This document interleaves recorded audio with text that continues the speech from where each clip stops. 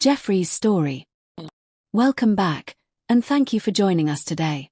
I have a new story to share, one that is deeply personal and difficult to tell. But sometimes, the truth needs to be spoken. My name is Jeffrey, and this is the story of my life, the story of love, devotion, and the slow unraveling of everything I once held dear. Brenda and I met in college, and from the moment I saw her, I knew she was different. She wasn't just another girl. She was the girl, the kind of love that made everything else seem small and unimportant in comparison. While others were busy figuring out their futures, we believed we had ours already mapped out. There was no hesitation, no doubt. We married young, full of passion, full of dreams, and a year later, we welcomed our daughter, Christine, into the world. Those early years were beautiful. We weren't rich, but we had enough. Life was simple: work, home, raising our little girl, and dreaming about the future. I won't pretend it was perfect. There were struggles, bills that stretched our paychecks too thin, sleepless nights filled with exhaustion and frustration. But even when we argued, even when we stumbled, we always found our way back to each other. There was an unspoken belief between us, a certainty that no matter what, we were in this together. And that was my first mistake. I assumed that because we had spent nearly 2 decades side by side, we were unshakable. That time itself was enough to keep us bound together. I never once considered the possibility that the woman I had built my entire world around could slip away from me. Because when you love someone for so long, it's easy to believe they will always be there. But time has a way of making people drift. And when you don't notice the distance growing, it blindsides you when it finally hits. For the last 2 years, something had shifted between us. Conversations that once flowed effortlessly began to feel forced, like a chore we both dreaded. The things we used to laugh about now irritated her, as if I had suddenly become someone she merely tolerated. I convinced myself it was just a rough patch. Every marriage has them, right? But rough patches don't stretch on for years. We tried to fix it. We took vacations, hoping a change of scenery would rekindle what we had lost. And for a little while, it worked. Sitting on a beach, sipping cocktails, pretending everything was fine, it was easy to believe we were okay. But vacations end, and every time we came home, the same problems were waiting for us, untouched, unchanged. So, we tried therapy. For the first time in years, I felt hope. Sitting in that quiet office, speaking our truths in front of someone who was supposed to help us find our way back to each other, it felt like a step in the right direction. But then, one day, during a session, Brenda mentioned something that, at the time, seemed harmless. She had reconnected with an old friend. I didn't think much of it. We were adults. People stay in touch with old friends all the time. But I had no idea that this friend would become the wedge that would finally break us apart. At first, it was subtle. She kept her phone closer, angling the screen away when I walked by. Late at night, I would wake up and see the faint glow of her screen, her fingers moving across the keyboard. "Who are you texting?" I asked one night, my voice thick with sleep. She barely looked up. "Mark. He's going through a rough time." That became her excuse. "Mark needs someone to talk to. Mark is struggling." I wanted to believe her, because the alternative, the idea that my wife of 19 years was emotionally attached to another man, was too much to bear. But the signs were everywhere. If I so much as questioned their conversations, she snapped at me. "It's not like that. You're being paranoid. You're jealous." I wasn't jealous. I was watching my wife slip away, pouring parts of herself into someone else while treating me like I was nothing more than a shadow in her life. Mark had been Brenda's high school boyfriend, a teenage love story that had faded away with time. She had moved on, gone to college, built a life with me. Their breakup wasn't some tragic ending, just 2 kids growing apart. But now, decades later, he had reappeared, weaving himself into our lives under the guise of friendship. It started with a simple message. He had just gone through a divorce and needed someone to talk to. That's what she told me. And I believed her. But as the weeks passed, Mark became more than just an old friend. His presence in our marriage grew like a quiet storm, unnoticed at first, until suddenly, the damage was too great to ignore. The moment I knew, without a doubt, That this wasn't just harmless catching up was one night when Brenda was texting again. By now, it had become a routine. I made a light-hearted comment, must be an exciting conversation, trying to keep things casual, trying to pretend I wasn't watching her slip further away. But instead of laughing it off, she snapped. Full of irritation, full of something I couldn't quite place. That night, I had enough. I looked her in the eyes and said, cut him off. No more pretending. No more excuses. I expected an argument, denial, something. But what I got instead sent a chill through my entire body. She laughed. Then, with a steady voice, she said the words that shattered everything I thought I knew about us. I think Mark is my true soulmate. I was supposed to be with him. I don't know how long I sat there. A minute. An hour. My mind refused to process it. How do you respond when the woman you sacrificed for, the woman you built a home with, tells you that your entire life together was nothing more than a mistake? That you were a mistake. I had always believed that no matter how bad things got, we would find a way through it. But now, I realized she had already left me. Her heart, her mind, everything. I had just been too blind to see it. And here is the part that truly broke me. Christine, our daughter, the child I had raised and protected, had been in the next room. She had heard everything.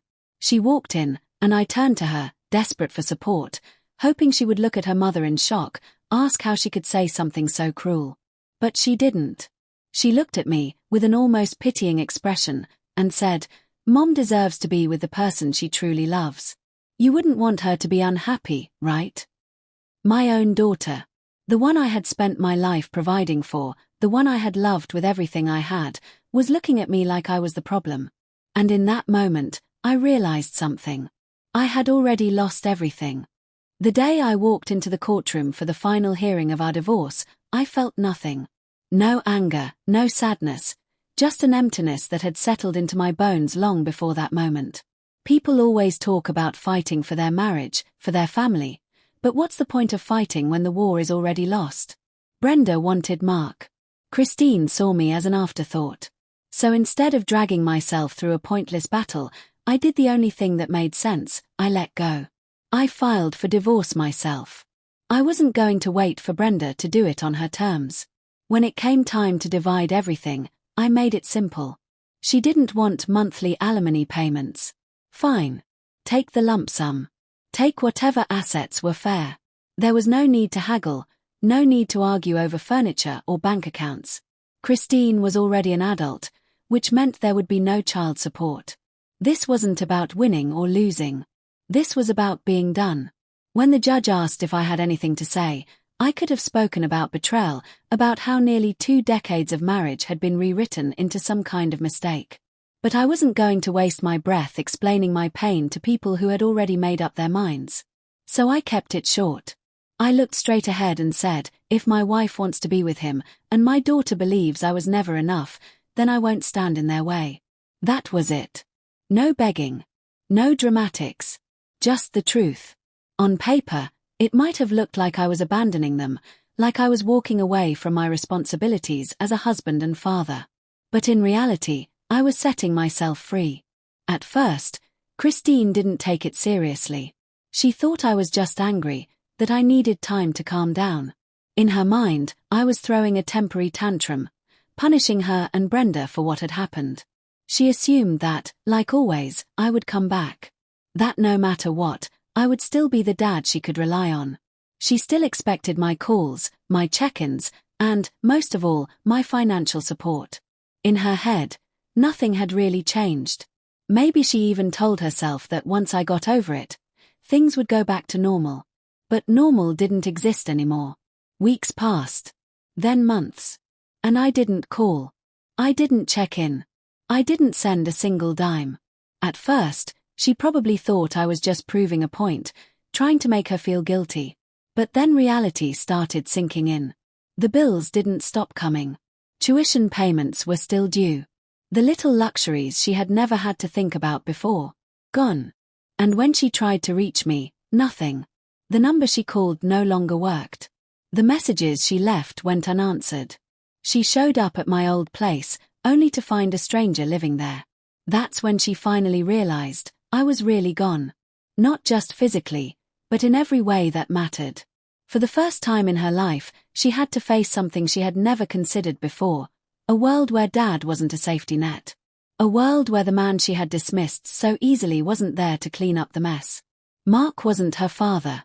He was just a man her mother used to love, someone who had chosen a different path in life before suddenly reappearing. Christine had assumed he would step into the role I left behind. But that's not how it works. A father isn't replaceable. There's no plug-and-play option when you throw one away. Desperation kicked in.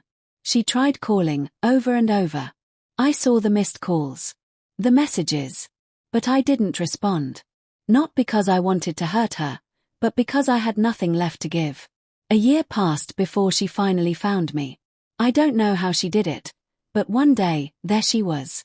She apologized. She said she hadn't considered my side of things.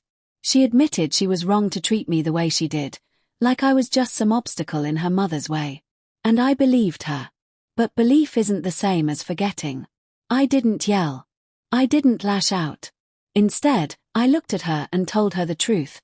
Go be with your mother and her lover. I saw it in her face, the moment she finally understood. She had made a choice that night, standing next to her mother, looking at me like I was the problem. She had thought it was easy, thought it wouldn't matter. But now, standing in front of me, she realized that the space she thought she could return to no longer existed. Nobody would ever love her the way I did. And that love, it had limits. Keeping in touch with Christine isn't the same as before.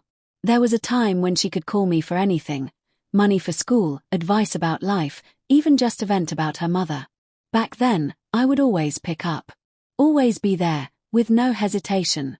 But now I hesitate. Now I think before I answer. I keep my guard up. Not because I want to, but because I have to. I don't fully trust her yet. That's the hard truth. I want to, but trust doesn't just snap back into place like nothing happened. When someone you love looks you in the eye and chooses someone else's happiness over yours, something inside you changes. She sided with her mother when I was at my lowest. And even though she's apologized, even though she wants to fix things, I can't just pretend like it never happened. Words don't erase wounds. Time doesn't either. Only actions do. So we keep in touch, but on my terms. No more unlimited access. No more dropping everything to be there for her like before. When she calls, I answer if I feel like it. If I don't, I let it ring. When she texts, I don't rush to respond. I take my time. This isn't about punishing her. It's about protecting myself. I refuse to be the man who gets walked over just because he loves too much.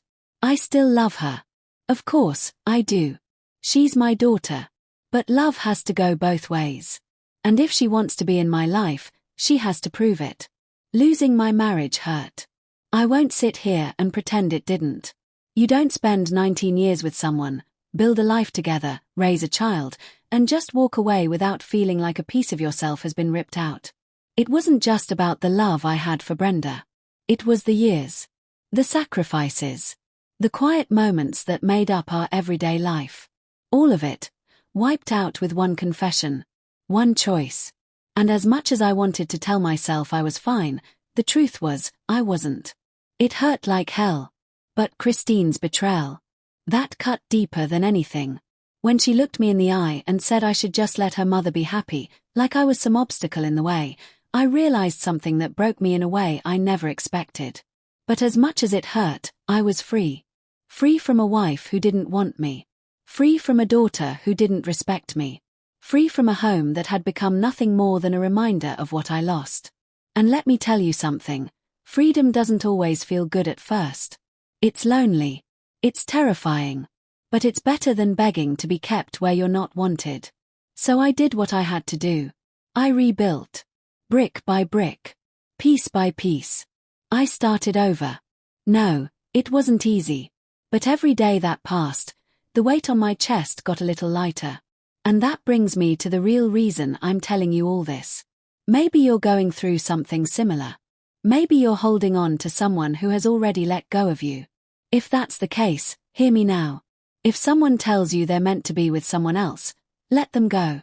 And if your own child turns their back on you, I won't lie, that pain is unlike anything else. But you can't force someone to see your worth. Pain fades. Self-respect lasts. And sometimes, walking away isn't losing, it's winning.